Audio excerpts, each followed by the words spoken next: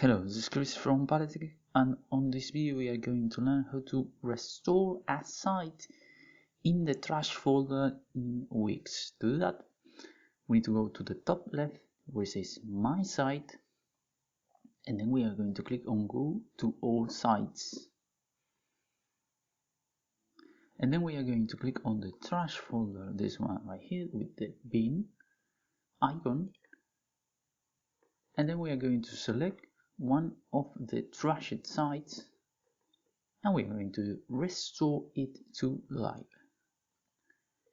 If we go to site actions, we can see that we can remove the site permanently from the trash can, effectively deleting it, and then we can click on restore site.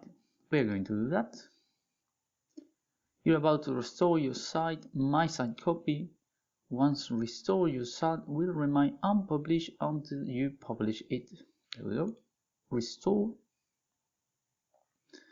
Site was successfully restored. We go to all sites, and as you can see, we have My Site copy, and we can select and edit the site normally.